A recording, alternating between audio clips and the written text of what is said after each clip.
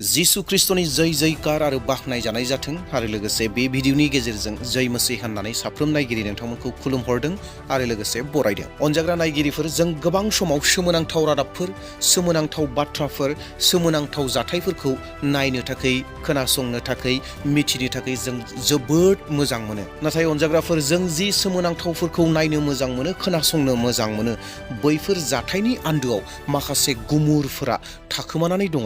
अनजाग्रा नायगिरिफोर, बेबायदिनो दिनै नोंथांमोननो मोनसे सोमोनांथाव जाथाय लानानै फैदों आरो बेनि आन्दोआव मा दं, बिगियानगिरिफ्रा मा बुङो आरो जोंनि बाइबेला मा बुङो बेखौ आङो बुंगोन। बारलांनाय दान मार्च दाननि 27 खालाराव जोंनि बे बुहुमाव सोमोनांथाव जाथाय जादोंमोन अनजाग्रा नायगिरिफोर, जेरावहाय गासै अख्राङानो थै बायदि गोजा जादोंमोन।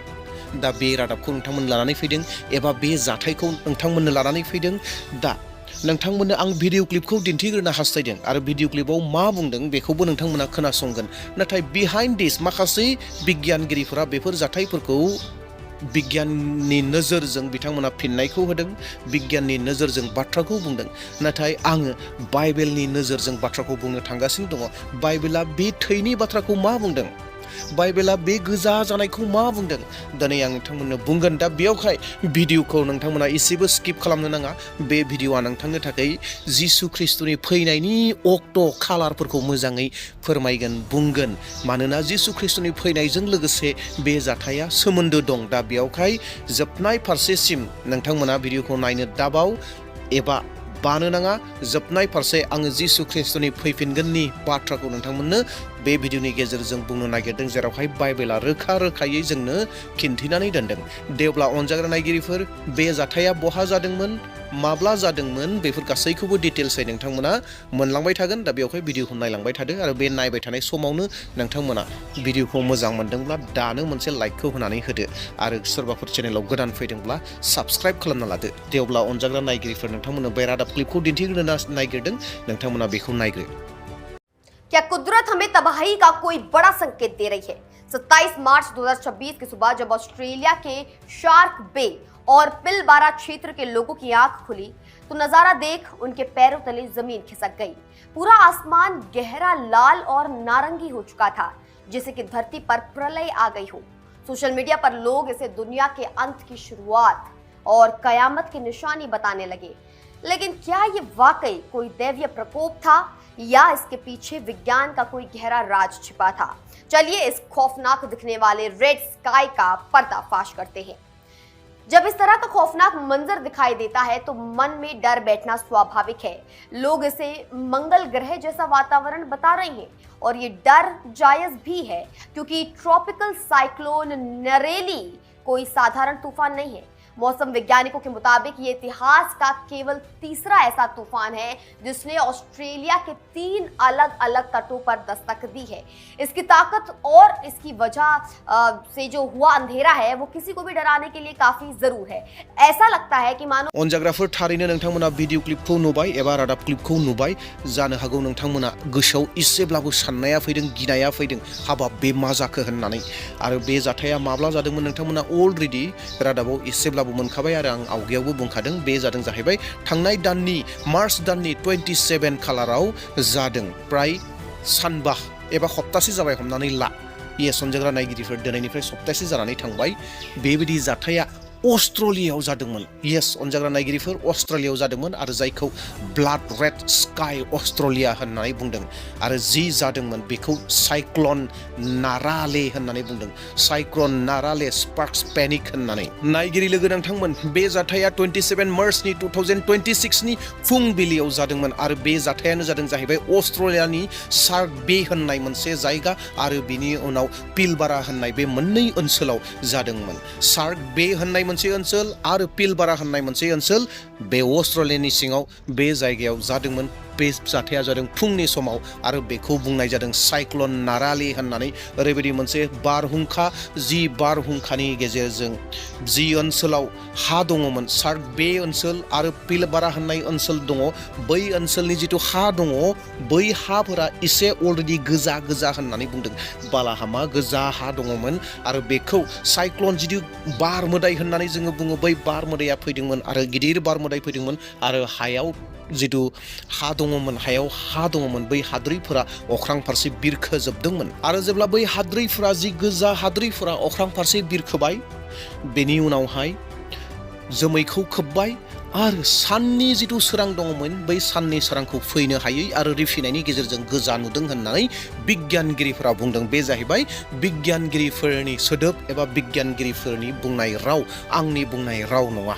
येस अनजाग्रा नायगिरिफोर, बेबायदि जाथाय थांनाय दानाव अस्ट्रेलियायाव जानानै थांबाय, जेरावहाय गोबां मानसिफोरखौ सिगिबाय आरो गोबां मानसिफोरखौ गिहोबाय आरो गोबां मानसिफ्रा मिडियायाव गोबां रोखोमनि बाथ्राफोरखौबो बुंदों।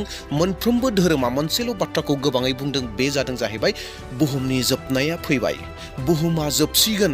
बेबायदि बाथ्राफोरखौ गोबां सुबुंफोरानो बुंदों आरो जोङो रादाबाव नायोब्ला रादाबनि जेब्ला कमेन्ट्सफोरखौ नायगोन, कमेन्टफोरखौ बेखेवना नायगोन, ओइ कमेन्टफोरावबो बे बाथ्राफोरखौ मोननो हागोन जे बुहुमनि जोबनाया फैथारबाय, बुहुमनि जोबस्रांनाया सफैबाय, बियो जोबनाय समनि सिनफोर, बेफोरबायदि गोबां बाथ्राफोरखौ मानसिफोरा बुंदों। गुबुन गुबुन धोरोमनि फोथायारिफोराबो बे बाथ्राखौ बुंदों। दा अनजाग्रा नायगिरिफोर, अस्ट्रेलियायाव जे थांनाय दानाव 27 खालारनि फुंबिलि समाव बे जाथाया जाना थांबाय आरो गोबांखौ सिगिबाय आरो थारैनो बे बिसयाव बाइबेलाव माबाफोर बुंदों नामा? बे गोजा अख्राङाव गोजा जानाय, गासै नख्राङानो गोजा जानाय, बै जोमैया गोजा जानाय, थै बायदि गोजा जानायखौ बाइबेलाव माबाफोर बुंदों नामा? बे बिसयखौ जों सोंलु खालामनांगोन आरो सोंलु खालामोब्ला जों मोननो हागोन जे येस बुंदों होननानै। येस अनजाग्रा नायगिरिफोर, नोंथांमोनाबो सोमोनांनो हागौ बहाथो दं होननानै नोंथांमोननो खोन्थिगासिनो दङ, नोंथांमोना दिन्थिनानै होनो नागिरदों जे बाइबेलाव बे बाथ्राखौ लिरनाय दं। अनजाग्रा नायगिरिफोर, नंगौ अनजाग्राफोर, बेयाव गोनो गोथो जानांगौनि जेबो बाथ्रा गैया। बाइबेला बे बिसयाव रोखा रोखायै बुंनानै दोनदों जे बेबायदि जाथाय जागोन होननानै आरो बेखौनो नोंथांमोननो दिन्थिनानै होनो नागिरबाय। बेनो जादों जाहैबाय लुकासनि 24:11 सिरि, बेफोरखौ नागारनानैबो गिथावथाव जाथायफोर जागोन आरो गेदेर गेदेर हांखोफोर नुजागोन। प्रेज द लर्ड अनजाग्राफोर, बेयावनो बे जाथायनि बुंफोरनाया दङ। बेफोरखौ नागारनानैबो गिथावथाव जाथायफोर जागोन आरो मा जागोन? गेदेर गेदेर हांखोफोर नुजागोन। जि जाथाया अस्ट्रेलियायाव थांनाय दाननि 27नि फुंबिलियाव जानानै थांबाय, बे जाथाया गेदेर हांखो नङाने? बे जाथाया गिथावना जाथाय नङाने? दिनै गोबां बुहुमनि मानसिफोरा गिनो गोनां जाबाय, अस्ट्रेलियानि गोबां मानसिफोरा साननो गोनां जाबाय, गिनो गोनां जाबाय। बे गिथावथाव नङाने? गिथावथाव अनजाग्राफोर। आरो बे बाथ्राखौनो जिसु ख्रिस्ट'आ गोदोनो 2000 बोसोर सिगांनो बुंनानै होदों एबा बुंदों जे बुहुमाव बेबायदि सम फैगोन होननानै। दिनै जोंनि बे बुहुमाव बेफोरबायदि सम, बेफोरबायदि जाथायफोरा जागासिनो दङ आरो बियो माब्ला जागोन होननानै जिसु ख्रिस्ट'आ बुंदोंमोन? बे जाहैबाय जोबनाय मुगानि सम जिसु ख्रिस्ट' फैफिननायनि सिगां सिगां बेफोर गासै जाथायफोरा जागोन होननानै जिसु ख्रिस्ट'आ रोखा रोखायै गावनि खुगाजों गावनि 12 चेलाफोरनो फोरोंदोंमोन। येस अनजाग्रा नायगिरिफोर, जों बे बाथ्राखौ माब्लाबाबो बावनो नाङा। जोबनाय बोथोर फारसे, बुहुमनि जोबनाय फारसे जिसु ख्रिस्ट'नि फैफिननायनि सिगां सिगां बेफोर गासै जाथायफोरा जागोन, बेखौ जिसु ख्रिस्ट'आ स्वयं गावनि खुगाजों फोरोंदोंमोन आरो बुंदोंमोन।